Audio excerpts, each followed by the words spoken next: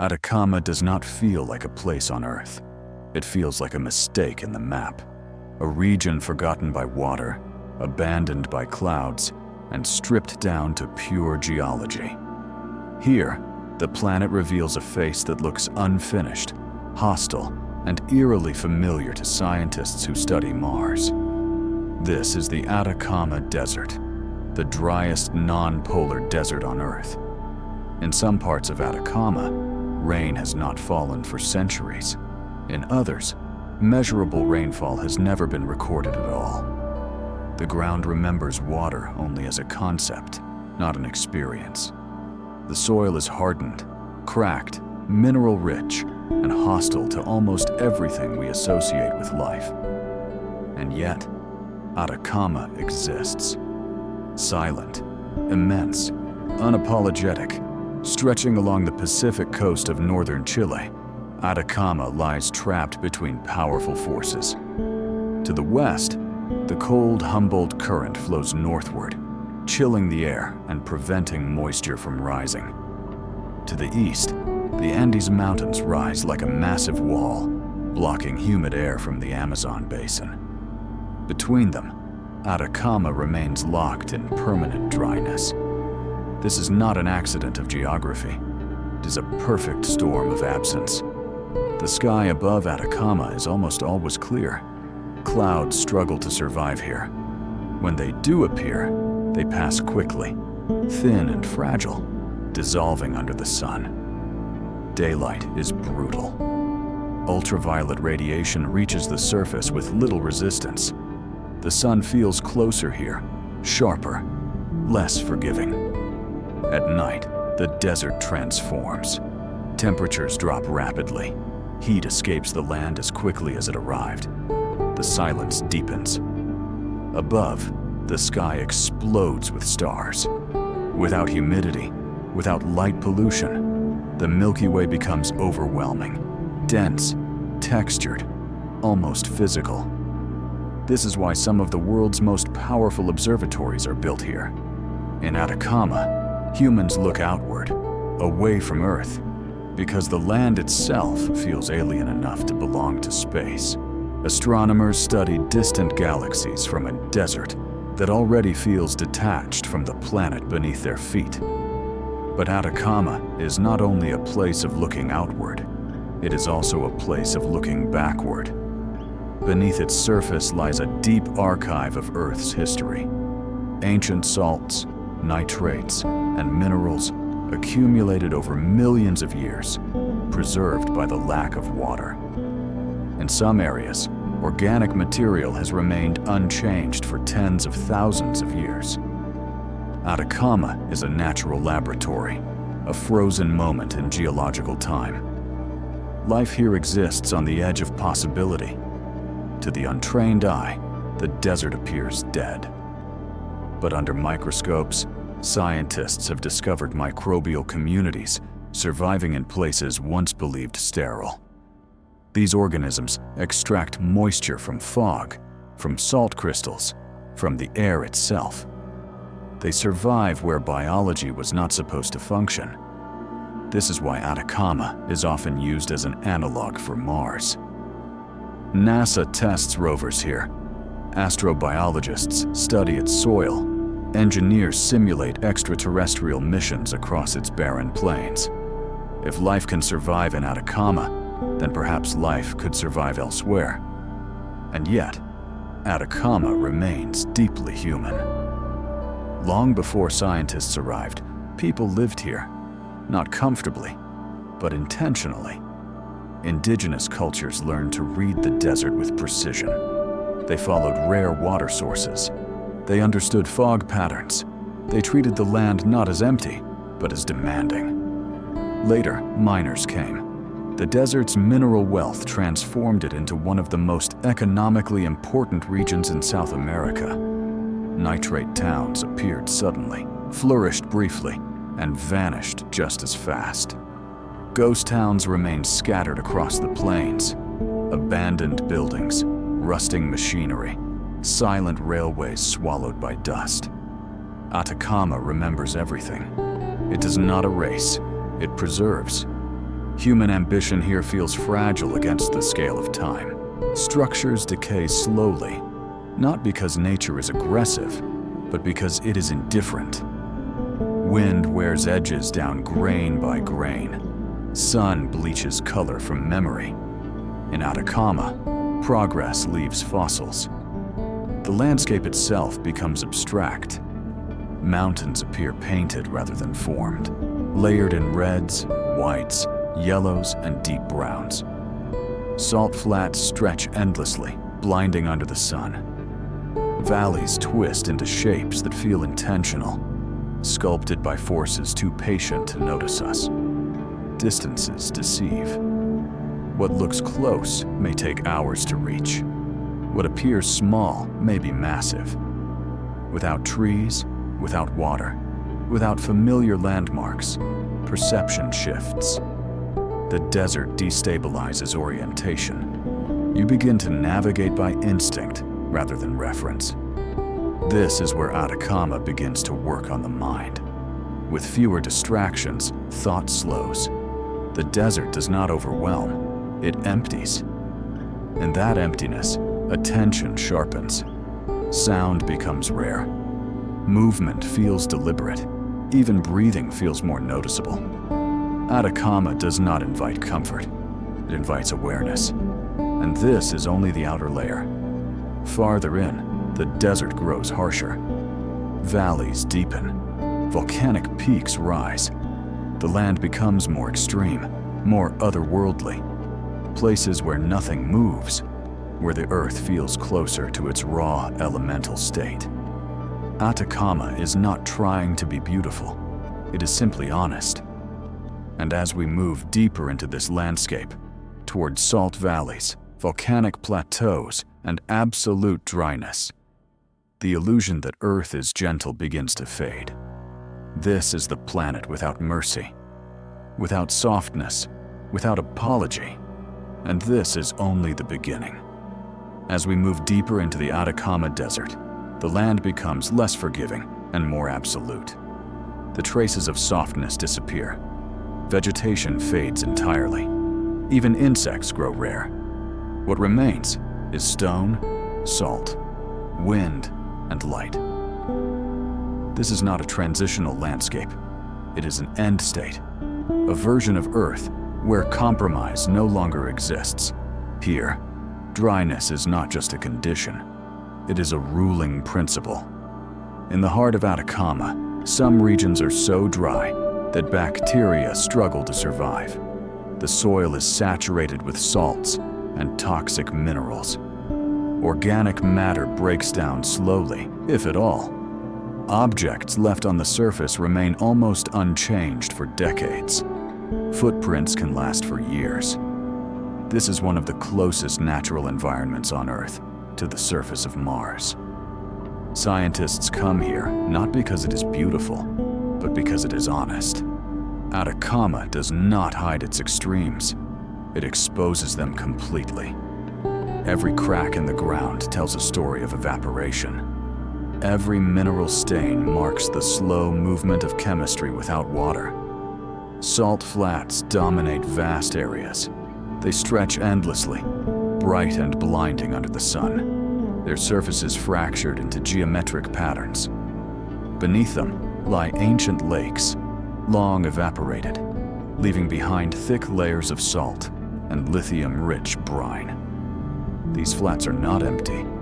They are chemically active, slowly shifting, responding to pressure and heat. At the edges of these flats, the land becomes sculptural. Wind and erosion carve rock into shapes that feel deliberate.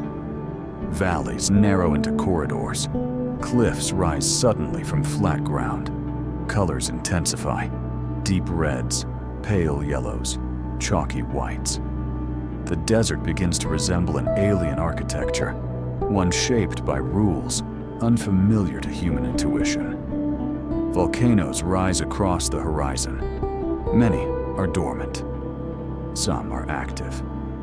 All dominate the landscape with quiet authority. These peaks are among the highest in the world, their slopes stripped bare by altitude and aridity. Snow may appear briefly at their summits, only to vanish under relentless sunlight. Here, elevation adds another layer of extremity. Oxygen thins, breathing becomes shallow. Movement slows, the body adapts reluctantly. The desert demands respect not through threat, but through exhaustion. You are not chased away. You are simply reminded of your limits. Atacama's silence is different from silence elsewhere.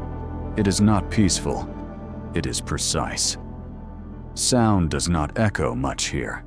There is nothing to carry it. Wind passes over open ground without obstruction. The desert absorbs noise rather than amplifying it. This creates a strange sense of isolation, even when standing in open space. Time behaves differently as well. Without biological rhythms, no rustling leaves, no flowing water, no animal movement. Hours feel indistinct. The sun tracks across the sky with mechanical consistency. Shadows shift slowly. There is no urgency, no signal that something is supposed to happen next. This is where the desert begins to alter perception. Many people report a sense of detachment here. Thoughts become sparse, emotions flatten. The mind turns inward, not out of introspection, but because there is nowhere else to go. Atacama offers no distraction. It does not engage. It waits. Yet humans have always returned. Despite its hostility, Atacama has been inhabited for thousands of years. Ancient cultures adapted with remarkable precision. They built settlements near scarce water sources. They followed seasonal fogs known as camanchaca, capturing moisture from the air using woven nets. They understood the desert not as empty, but as exacting. Their survival depended on attention. Later, industrial ambition arrived. The desert's mineral wealth transformed it into a center of extraction. Nitrates, copper, lithium, resources essential to modern civilization, were pulled from its depths.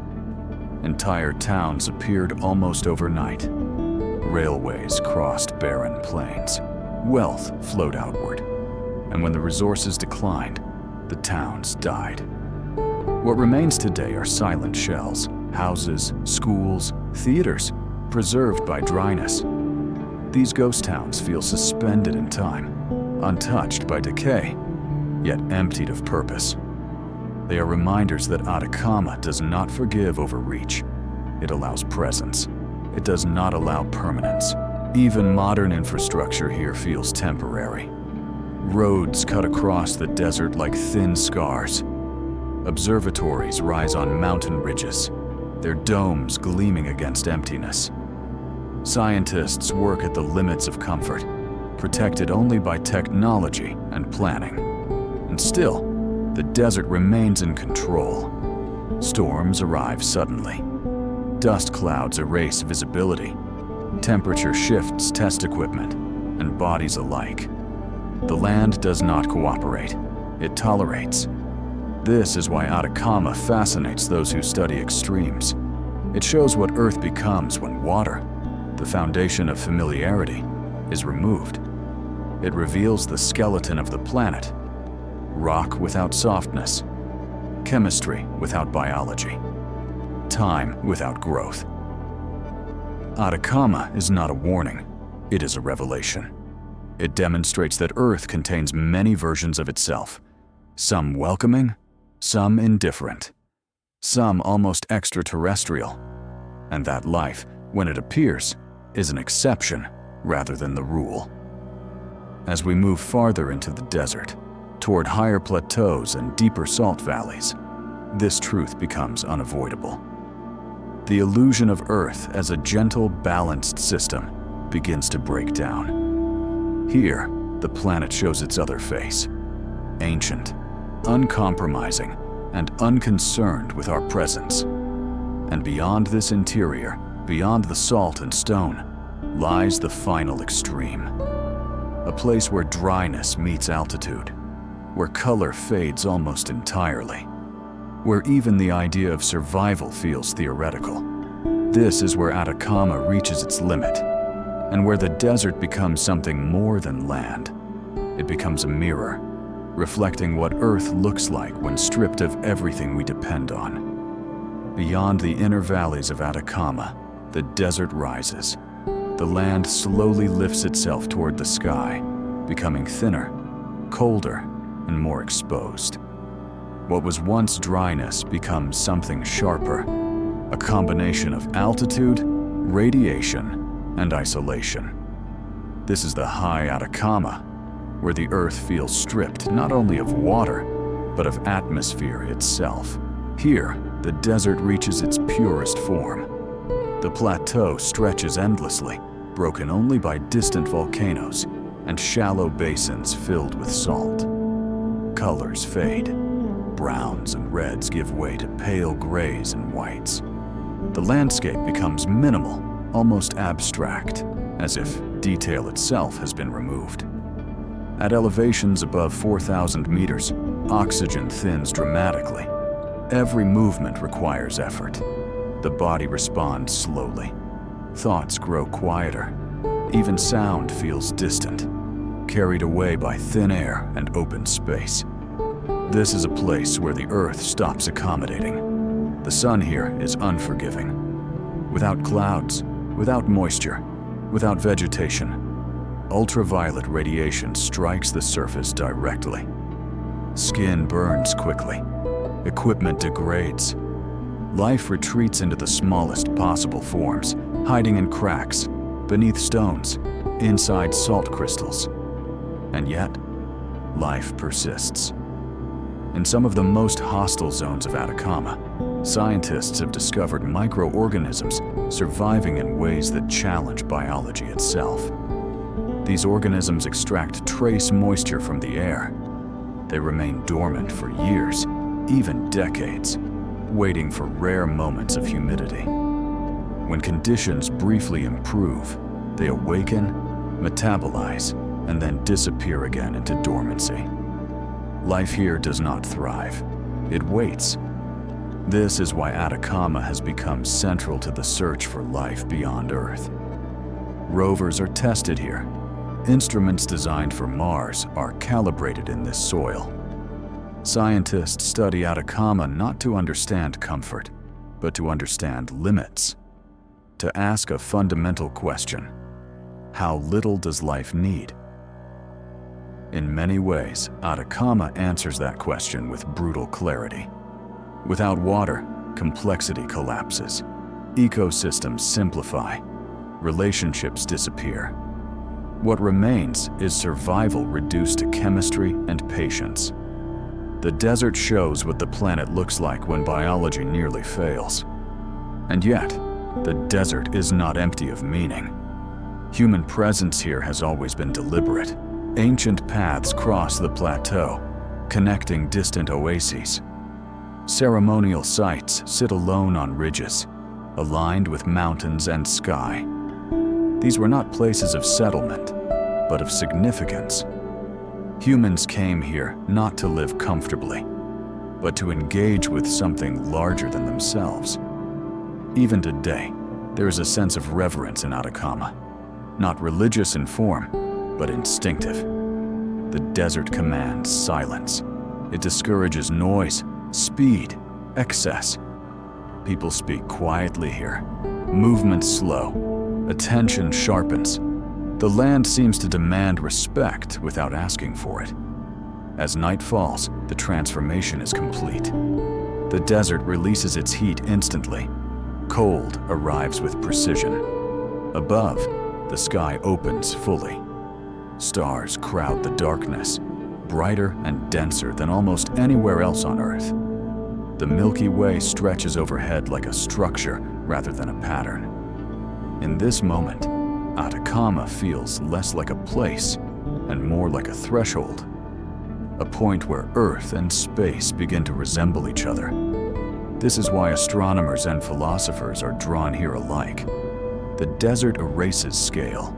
It makes human concerns feel small without making them meaningless. It restores proportion. Atacama does not suggest that humanity is insignificant. It suggests that humanity is not central. And this realization carries a strange comfort. In a world defined by constant input, urgency, and expansion, Atacama offers the opposite. It offers reduction, simplicity, a reminder that the planet does not require our presence to exist, to function, or to endure. This is the deeper lesson of the desert. Atacama shows us a version of Earth without softness, without abundance, without generosity. And in doing so, it reveals how narrow the conditions for life truly are. Water is not guaranteed. Stability is not promised. Survival is not automatic. Everything we take for granted exists within fragile boundaries. Atacama sits at the edge of those boundaries. It is Earth before comfort, Earth before greenery, Earth before explanation. And this is why it feels like another planet, not because it is unfamiliar, but because it reminds us how unusual our everyday world actually is, how rare balance is, how extraordinary life truly is. At the end of the desert, there is no dramatic conclusion, no final landmark, no moment of arrival. The land simply continues, dry, elevated, silent, until attention fades and distance becomes meaningless. Atacama does not end. It persists. And in its persistence, it delivers its final message quietly, without ceremony. That Earth contains many worlds within itself, and that some of them exist not to welcome us, but to remind us where we stand.